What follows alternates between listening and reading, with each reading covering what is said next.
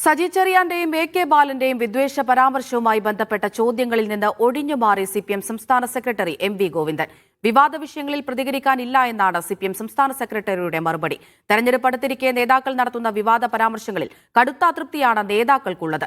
വിദ്വേഷ പരാമർശങ്ങൾ മുഖ്യമന്ത്രിയുടെ അറിവോടെയാണെന്ന് പ്രതിപക്ഷ നേതാവ് ആരോപിച്ചു.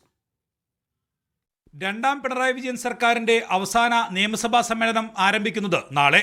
തെരഞ്ഞെടുപ്പിന് 2 മാസം മാത്രം. ഇതിനിടെയാണ് മുതിർന്ന സിപിഎം നേതാക്കൾ തന്നെ തുടർച്ചയായി നടത്തുന്ന വിദ്വേഷ പരാമർശങ്ങൾ.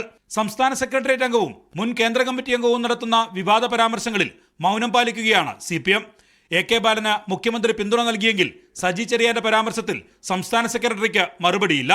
സജി ചെറിയാൻ ഒരു വിവാദ പരാമർശം നടത്തി, അതായത് മലപ്പുറത്തെയും കാസർഗോഡെയും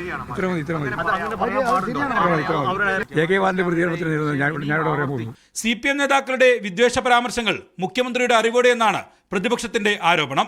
മുഖ്യമന്ത്രിയുടെ അറിവോടുകൂടിയാണ് ഈ 2 പ്രസ്താവനകൾ നടന്നിട്ടുള്ളത്.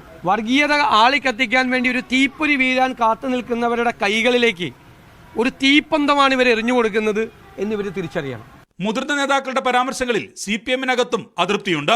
തെരഞ്ഞെടുപ്പ് അടുത്തിരിക്കെ അടിക്കാനുള്ള ആയുധം പ്രതിപക്ഷത്തിന് നൽകുന്നുവെന്നാണ് നേതാക്കൾക്കുള്ള പരാതി. മീഡിയ 1 തിരുവനന്തപുരം.